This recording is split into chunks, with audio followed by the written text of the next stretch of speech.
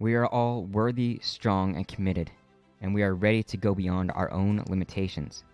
Welcome back, my friends and loved ones, to the Rebel Minded Podcast. I'm your host, Zach, with my co-host, Thor, of course, and I'm here as a friend, a creator, a powerlifter, and a provocateur. And we are here to learn to question the one thing that keeps us from our best, ourselves. Join me as we dive deep to question and strengthen our communication and our vulnerability, create a healthier mind to commit to our goals, and how to give more to our lovers and the world. We're going to face the uncomfortable truths of what it means to be authentically and uniquely flawed, but awesome humans. So, let's get rebel-minded. Also, I'll bring in stories of all things powerlifting, Thor shenanigans, and probably some embarrassing mishaps. Let's do this. Welcome back, guys. Welcome all you rebel-minded freaks. How you been? I'm your host, Zach Henson, and we're here to provoke. We're here to question everything. We're here to be rebel-minded. But before we get too carried away today, I want to tell you a little story about myself and why it is I do what I do. You know, from a very young age, it seems like I felt a lot of pressure. I felt a lot of worry. I felt a lot of stress, maybe sooner than I should have. And the funny thing is that I didn't have a horrible childhood. I had parents that loved me for sure. But why is it that a certain general set of emotions can kind of take over your the totality of your experiences as a kid? Like when you set back and you think about things as a whole, what do you feel the most? You know? And I'm saying this for a reason, I promise. But as I grew, I was so worried about what I was supposed to do by the world's standards, by my parents' standards, that I kept myself very far away from what desire I may have had for myself, what intention I may have had for myself, whatever passion I may have had for myself. And I'm not starting a pity party. What I'm saying is that I know there are some of you out there that may feel bad about where you are now and may feel bad about not feeling like you have control, not feeling like you're passionate, not feeling like you have any idea of where you're going. But what I want to tell you is that as we grow in age and as we discover new things about ourselves and as we lose our tolerance for the stresses in life and, you know, the anxiety and the pressure, we start to become abrasive. You know, sometimes it goes in a bad direction. Maybe it goes into anger. Maybe it goes into resentment. But it's telling you something.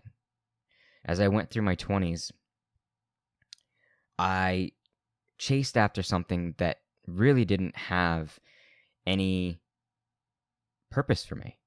I chased materialism. I chased vehicles. I chased, you know, getting my first house. I, you know, kind of fell into the idea that 9 to 5 was the dream thing and to make as much money as I could and, you know, find somebody to truly love me and raise children with and go about that challenge. But the problem was I was lying to myself because I had never found myself. I was pushing myself in a direction that felt good because others said it was good. Until my late 20s when I broke up with probably the most serious relationship I had been in to that point, and for whatever reason got me to question everything about me. Why do you think the slogan is question everything here on the RMP? But what I've realized is that there is so many of us out there that have gone through something like this. And if this is you, if you're one of these few, I know how you feel. I understand. Because once you decide to push back, wants you to try to find some sort of clarity. Once you start throwing yourselves at different things to try to find out who you are, just to relieve yourself, just to feel like you're something else that's not what everyone else thinks you're supposed to be. Just to get away from the pseudo version of you, the fake version of you, the masked version of you. I deeply know how that feels. And so as you start to get abrasive to the world around you, people are going to question you, and people are going to worry about you, and they're going to put options in front of you. They're going to try to save you, not realizing that they're actually drowning you still.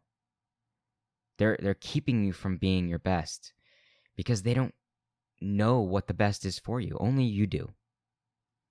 And it gets really hard to have conversations with loved ones that only want the best for you because we think so differently and we experience so differently and our goals are so different. And if you're one of the few that can't handle the American dream, I'm not saying there's anything wrong with the American dream. I'm saying if you're one of those people that feels like an outsider, that feels like if you turn away from everybody that you'll be exiled, that you're going to fail, that you're going to suffer, let me tell you one thing. You will feel all those things, but you will also find freedom. You will find independence, autonomy. You will find clarity. You will find direction. You'll find value. You'll find pleasure. You'll find satisfaction. You'll find so many things that you look back and can't imagine how you ever lived without. And it's a fucking struggle, man. There is so much doubt, and there's so much bad conditioning that makes you wonder why you can't push harder. Makes you wonder if the goals that you're chasing, the passions that you're actually after, and the mission that you're taking on really is real. And people will back that up. They're going to make you question whatever path you're on. And there's going to have to be a confidence in sticking to your resilience and sticking to your consistency well enough to condition yourself in a new way in order to find out who you're supposed to be and completely fill your full potential. So I just wanted to start with that because I know there's a lot of you out there that suffer behind the curtains. You're afraid to try things. You're afraid to ask yourself what you want. And the best thing that I can tell you is to just fall. Fall as hard as you can. Because there's something amazing that happens when you hit the bottom. And it's not just about coming back up. It's about being knocked into clarity. It's about experiencing something that your fear would have never let you have before. And it's going to be baby steps, and it's going to take a very long time. But when you look back and you say, did I try to follow this mission? Did I try to chase this passion? Did I stop listening to everybody else? You get to decide on whether you're going to be regretful or not of the path you took. Or whether you were too worried about having a plan B. About if you were too worried about making the transition. About whether you were going to have all the security that you needed to make a change. Because a lot of times you're not going to have these things. And it's going to suck. And it's going to feel like you're doing things wrong. It's going to feel like you're letting other people down. And it's going to feel very, very lonely at times. But to keep from filling your own heart, to keep from filling your own soul, will be the most regretful thing that you ever do. So if you are one of the few that suffers, start taking chances. Start saying no. Start asking the universe and yourself and your heart and soul what it is that you want. And never give up on it. I love you all. Now, if you are willing, I would love to hear from you guys. I want to hear your stories. And if you are loving this podcast, if you love the things that you hear, then give a review, give the RMP a rating. Let me hear from you. Let me know that what we're doing here is positive and effective and influential. So let's get to this episode, because this is going to be a good one. Let's do this. This is episode 67, Rules of the Rebellious. I've spent the better part of the last 5 years doing a complete overhaul of mind, body, and spirit. It has been the most crucial yet grueling and natural program that I've ever done in my entire life. And it's a necessary period for all of us, I think. And from what I can see, it's becoming harder and harder to see that it's not just a part of life that happens to us anymore. It's something that must be found. The world is changing very fast, and we are getting further and further away from this spiritual kind of tribal way of doing things. An important way of doing things, in my opinion. There's this muddying up of the periods of our lives, this blending. Instead of initiations built into our culture that helps us grow and gain maturity and value in life, we more or less wander in the dark until something knocks us over and we have to learn how to get up and head in another direction. Most of the time on our own, and mostly because we're too afraid to ask for help. But what I'm saying isn't meant to be pessimistic, I promise, because the human mind and spirit is amazingly resilient, and its ability to adapt and conquer is quite scary, to be honest.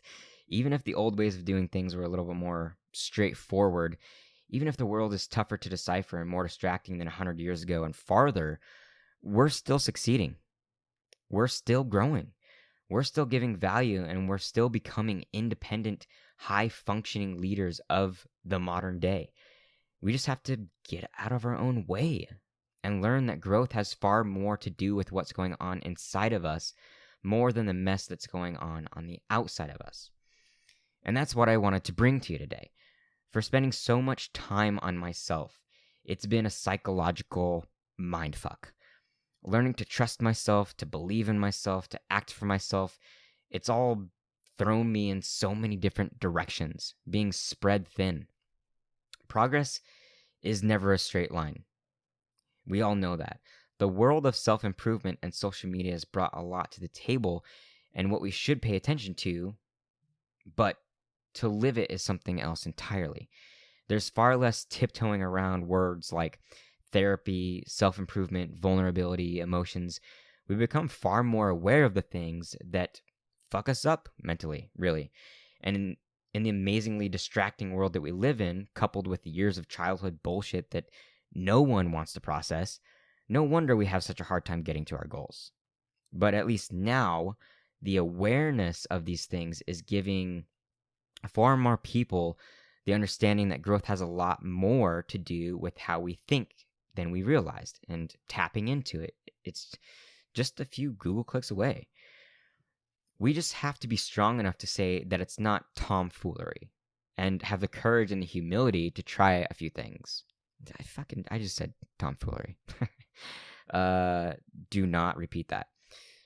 So, if you're on a journey of self-discovery because you're lost or stressing about what to do with your life, or are just tired of listening to people tell you the way life should be, listen the fuck up. Because we're going to dive into some of the traits, in my opinion, that I've found are very crucial to our growth towards independence, freedom, autonomy, success, and whatever else makes you feel confident about how you face the journey of the human experience. Going forward, also, I may refer to men's traits, speak towards men, or say things that are more clear to the masculine, but I think there is a lot here for all of us, women and men. If you've been listening to the RMP long enough, then you know I speak to men directly a lot of the time. But if these things pique your interest, if they give you a little tickle in your cerebral cortex, then don't single yourself out just because I speak towards men.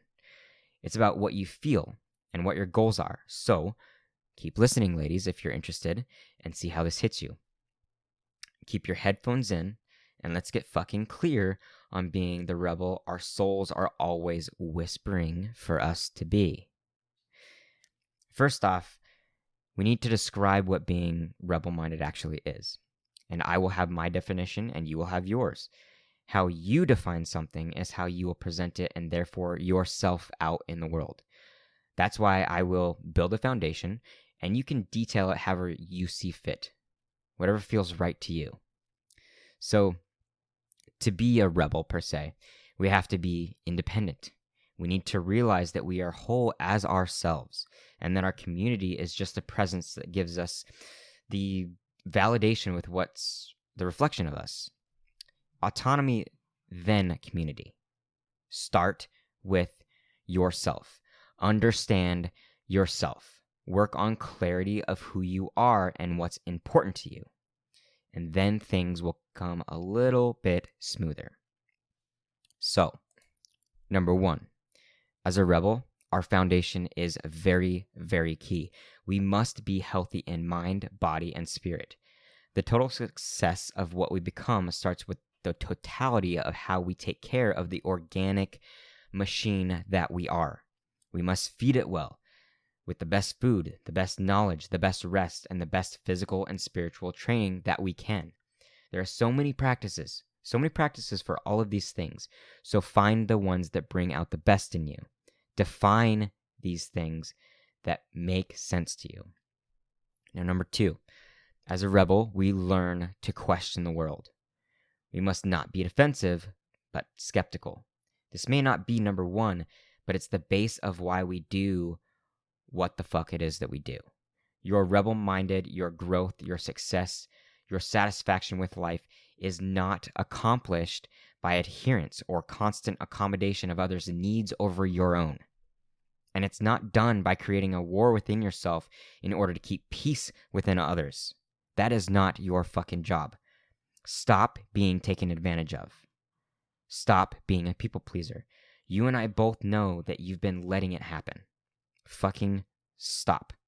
Create resistance. Question other people. Question the rules. Question society. Question government. But do it in a way that releases its hold on you. It's not meant to build a plan of vengeance or resentment. It's meant to allow you freedom from compliance. Overall, question yourself. Because that's where the conditioning is at. That's where the base of all of the bullshit is at. For years we've been conditioned. And our soul is telling us to rebel. Yet we are compliant anyway. It's because we're still convinced that everything we were taught and told and threatened to be or do is the right thing. Well, what if it's not? Number 3, as a rebel, we find how we best give ourselves to the world. We find our purpose, our mission, our value, and we work our asses off to become it, to live it. I spent so much time in anguish and I had no idea why. I had to be pushed past a limitation. I had to be broken in order to open my eyes enough to see that I was suffering and that I had to do something about it. We can be so convinced about what life is, but why would we have so much stress and anxiety about life then? I promise you, that's not life.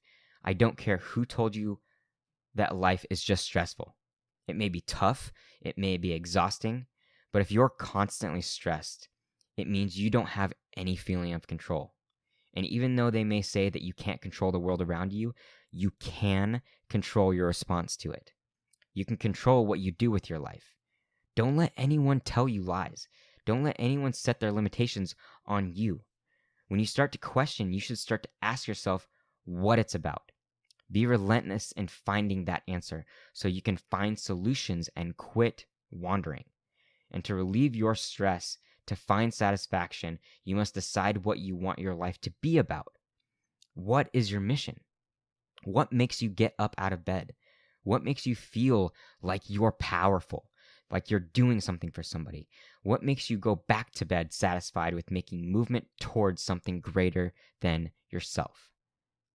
Number 4, as a rebel, we grow with the intention to love. Man, you might have a little bit harder time with this one, but love in our mission, love in our influence, love in our relationships, love in any direction that you take. There is a time, definitely, for competition, for war, for justice, for setting things straight. But the only reason this world of humans exists is because of love.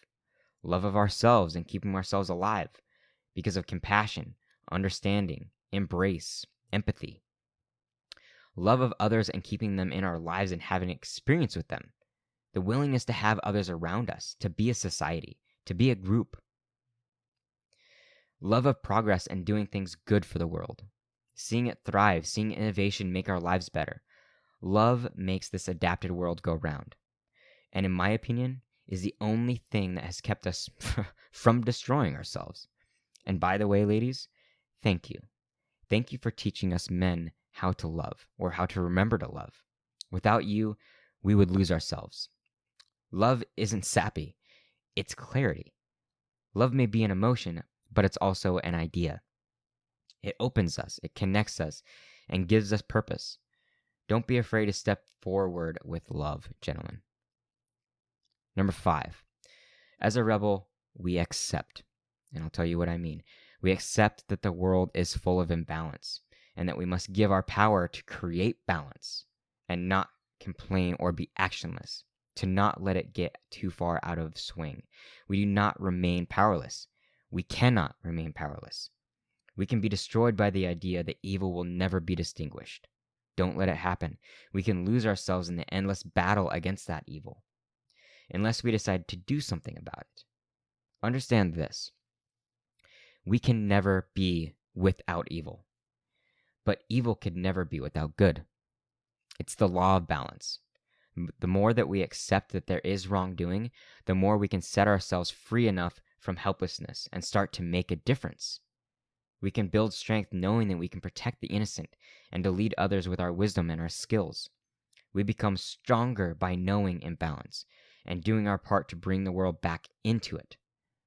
Know that you are a small piece of something greater, and that the endless war is inspiring because we always get to grow. We always get to become more. Number 6, as a rebel, we become powerful and dangerous, not to create war, but to create peace. We become dangerous to be ready, to keep ourselves in control, and to allow our abilities and skills to offset evil. Some people think that being dangerous is dangerous, that to have the potential to destroy will somehow bring violence and aggression into the world. But number 1, in any war, there is a violence and aggression. We use it as a way to win over evil. To stand for good will sometimes mean that we use things to diminish and hold at bay the darkness that dares to overcome us. Number 2, war and violence and aggression is not the issue. It's the uncontrolled possession of it. It's the psychology around it. It's the mentality. Without understanding, we have no control. Without control, we are volatile and bring unnecessary pain to our external environments because of the pain we have internally. Be powerful. Be dangerous. Hone it. Use it to your advantage and as a way to purge the pressure that builds up inside of you. What is competition? What is martial arts? What is sport, if not the opportunities to hone skills that would battle evil, but also keep us from being uncontrolled and dangerous humans by allowing space to expel it in a controlled environment? Now, what do you hear in your own head when I speak of these traits? What comes to your mind? What should happen is your instinctive reactions of what these mean to you. Good. What you feel is your compass. There's a reason our most emotional memories are also the strongest. Our emotions can clear up what it is that we're after, but you have to uniquely define what these mean to you. How do you see them working in your own life? If we can learn to process emotion before we act on them, they will give us guidance to the actions that make the most sense to us. This is the beginning to independent thinking, the beginning of knowing who you are. It's the cross between the emotional brain and the logical one. It's the symbiotic relationship between the amygdala and the prefrontal cortex. This is the basic idea of emotional intelligence. Understanding our emotions, processing them, and not being controlled by them. Even Stoicism is an idea based around not being emotionless, but not allowing them control over what we do, which means We can more easily take control of our actions and not be stalled by emotional reaction. To be a rebel man or to be a rebellious human doesn't have everything to do with violence. Not inherently, anyway. To be a rebel, the first thing we have to do is question. Question everything. The status quo, whatever you want to call it. And in order to question everything, we have to feel confident enough that whatever has been laid out before us has a damn good chance of being wrong and accepting that. Let me ask you, how long have you gone along with an idea, feeling sure resistance to that idea, and then had an experience that showed you that it's never made sense and that you no longer want to live that way? What comes to mind? Is it the way you've been treated in a relationship? Is it the way your boss has treated you? Is it the way you've been told to live? Is it what you've been told success actually looks like? Is it what you've been told God is? Is it what you've been told is healthy for your body? Is it what you've been told about what's important in life? There is an answer to all of these, but how many of them are actual answers of your own? How many things can you say you've completely decided as your own that are not influenced by your parents, your friends, or society? The truth is, all of it is influenced. But the beauty is that we have to have the experience by influence to eventually understand that there is something opposite of that. We've had to have years of others telling us what life is about and what's right in life in order to rebel against it and decide for ourselves. But are you questioning? Most of us don't, because most of us have been told to not rock the boat, that our success is in smooth sails with a compass, not storms that send us to unknown lands.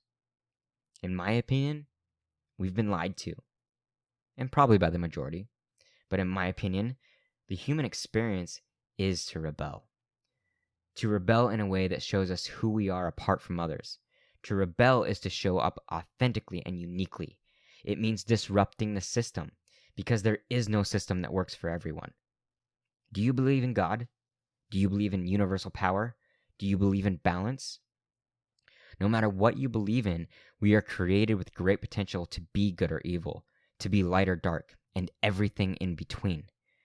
The extremes just set the boundary, and somewhere in the gray area is where each one of us sits. It's not just the black or white.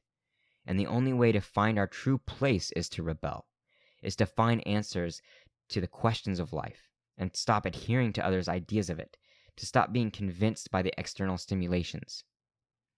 No one thing, apart from maybe that survival of the species is what we all want, no one thing will be accepted and followed by every human. Not even moral obligations, unfortunately. So, in finding true satisfaction in life, why would we blindly follow anything? This is why I personally have built an idea of the rebel man, the rebel-minded human. And you know what? It's not original. It never was. There are thousands of people out there that are promoting the same idea, but in a different strand. What you follow comes down to what speaks to you the most. I'm just here to provoke you out of mediocrity and compliance. You don't have to listen to my strand. You can find somebody else's. But the fact is, you need to rebel. You need to move. A rebel-minded mindset is something that we all need. We all need to define life for ourselves. It's important to life fulfillment, yes, but it's also crucial in offsetting the bullshit that everyone should follow the same path. That sell does not work for me, and it shouldn't for you either. Take what you can from these. Send me feedback. Tell me your story. Come join me on a rebel-minded path, whatever that means to you. And stay strong and stay rebel-minded. I love you all. This is your host, Zach. I'm out.